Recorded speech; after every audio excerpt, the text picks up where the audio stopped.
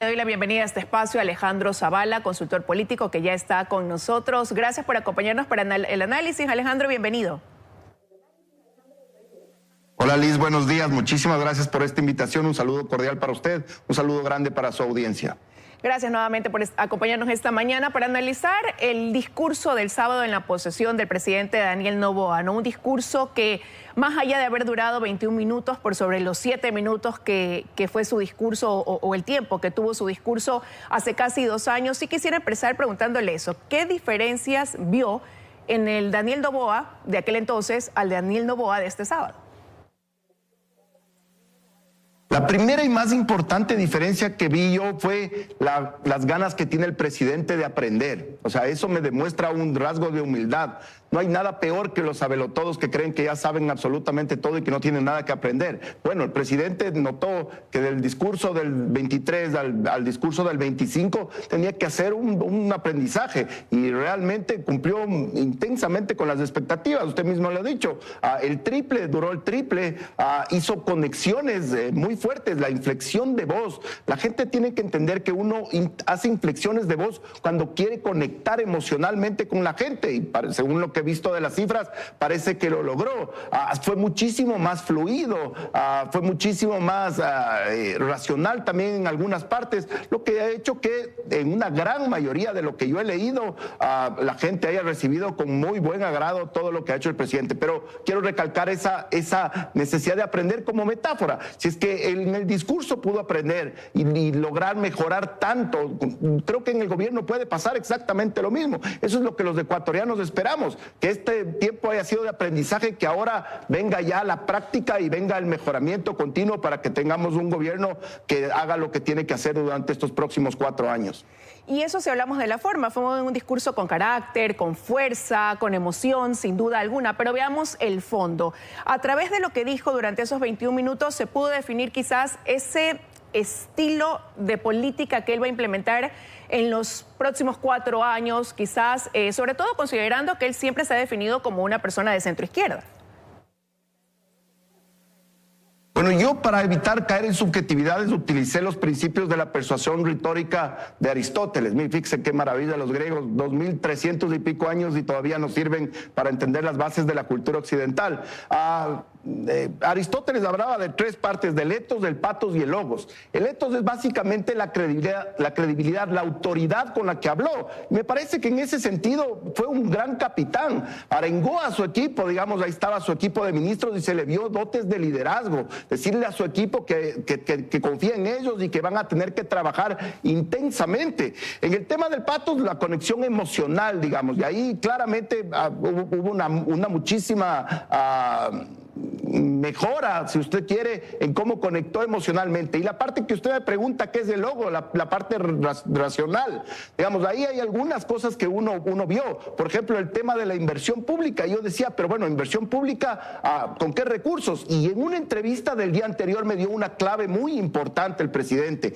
Dijo que por fin esos hoyos negros que son Petroecuador, CENEL, SELEC, las empresas públicas, no solo que iban a ser vistas como empresas de manejo eficiente, sino que por primera vez iban a ser auditadas y además iban a haber auditorías al interior de las empresas para evitar estos hoyos negros y que de ahí salgan los recursos económicos para todo lo que ofreció después. Acuérdese que también hizo una larga lista de ofertas, el hospital en Santa Elena, el quinto puente en Guayaquil, la E25 en Los Ríos, la torre oncológica en el Eugenio Espejo en Quito, y así podemos ver las 200,000 soluciones habitacionales, y así podemos ver que cuando uno se pregunta de dónde va a salir ese dinero, bueno, ahí tienes, esos hoyos negros por fin van a ser cerrados para que la plata alcance para hacer obra pública. Y evidentemente también la política comercial. Usted, si veía a los invitados, había muchos inversores de varias partes del mundo. Entonces yo no creo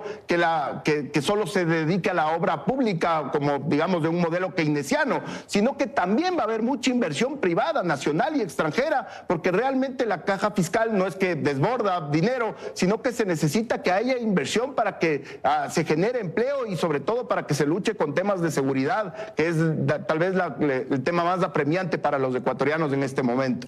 Ahora, si bien es cierto, él señaló estas obras puntuales que usted ha mencionado, la única cifra que dio quizás son las 200.000 viviendas que prevé ejecutar en 4 años, pero muchos han cuestionado quizás eso, que no se diga el cómo y el cuándo, que no se precise. ¿Es de esperar que en un discurso de posesión se determine con esa precisión lo que va a hacer el presidente? Bueno, normalmente eso se hace en los informes a la nación, indicadores, métricas. Yo creo que un discurso de posesión es más bien un discurso de una visión general, de una visión estructural, del camino que tiene que elegir el país para ir por esa senda. Entonces, si usted da grandes rasgos, grandes lineamientos o temas generales, ya la gente más o menos va entendiendo de qué va este gobierno, de cómo va a ser, cuál va a ser su estilo de manejo, su estilo de liderazgo. Entonces, yo creo que esas cosas son más importantes y los indicadores ya los iremos viendo, y además con el gabinete ministerial, que son ya los encargados, los jugadores, si usted quiere, que pone en la cancha el director técnico, haciendo una metáfora futbolística, ellos serán los que nos cuenten después los indicadores, las metas, las métricas con las cuales serán medidos para nosotros entender si se hizo una buena o una mala gestión durante sus administraciones. Pero, por ejemplo, en el tema de seguridad, que reflejó en ese discurso que será una columna vertebral dentro de su administración, si bien es cierto, dio su respaldo a las fuerzas del orden, no mencionó ya un plan Fénix, el discurso fue prácticamente lo que ya hemos venido escuchando, ¿no? Que esta es una lucha contra el crimen organizado, contra las mafias, contra esa economía criminal, pero no hubo un detalle más allá, aunque sí dijo que una meta va a ser reducir paulatinamente el número de homicidios. Pero quizás el ecuatoriano esperaba más sobre eso, que es hoy el principal problema que tiene el país.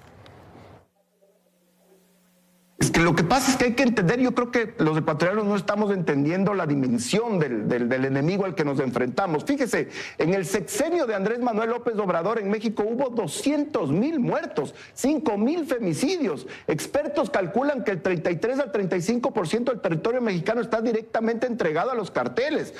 En Colombia, países que tienen décadas peleando con esto, ha sido muy complicado. Entonces, es un enemigo poderoso, es un enemigo que tiene todos los recursos ilimitados, 10.000 millones de dólares. Se habla que tiene los recursos, armamento, reclutamiento. Entonces, es un enemigo complejo y que yo creo que ya entendiendo que primero los lineamientos de él son definitivamente darles la guerra sin cuartel. El lineamiento principal es ese. Son enemigos y vamos a ir con todo contra ellos. Después vamos a confiar en nuestras Fuerzas Armadas. El respaldo fue evidente a las Fuerzas Armadas y como tercera pata vamos a luchar contra las economías criminales. Tal vez ahí lo que nos falta es ver cómo va a ser la cooperación, cómo se va a trabajar con los otros países, porque estos realmente son economías transnacionales, no son solo de aquí del Ecuador, sino que funcionan en red. Tenemos presencia de mafia albanesa, de otros sectores del mundo, de carteles mexicanos.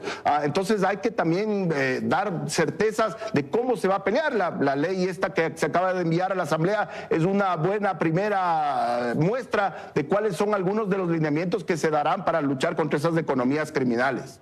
Ahora, Alejandro, el presidente no habló específicamente de una reforma política, habló de ir construyendo sí reformas que el país necesita, implícito ahí un cambio gradual, pero se pudiera pensar que con eso hizo alusión entre líneas a una constituyente, aunque ha sido un tema al que el gobierno le ha ido bajando el tono quizás.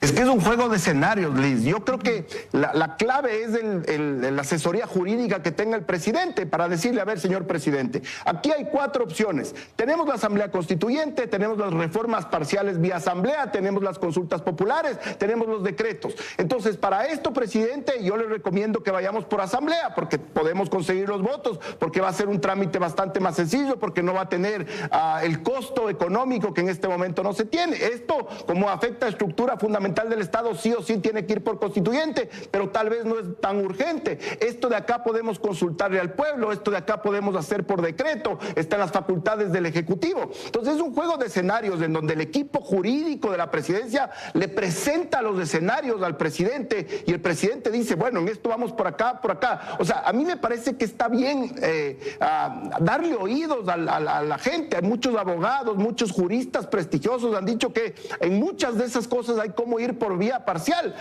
y si es que vía reforma parcial, y si es que la Asamblea va a dar viabilidad. Yo creo que va a ir probando. Por eso también esta comisión que se integró para las primeras reformas parciales que van a ser financiamiento de los partidos políticos y las bases militares, son una buena primera prueba. Entonces, si es que por ahí se viabiliza, si es que hay los votos, si es que los asambleístas se portan a la altura, enriquecen los proyectos y no torpedean, se oponen, ponen zancadillas, creo que puede ser una vía más expedita y mucho menos costosa, no solo en términos económicos, sino también en términos políticos y en desgaste. Entonces, yo creo que es un juego de escenarios en donde el presidente tendrá que tomar las mejores decisiones de acuerdo a la asesoría que le den su equipo jurídico, definitivamente.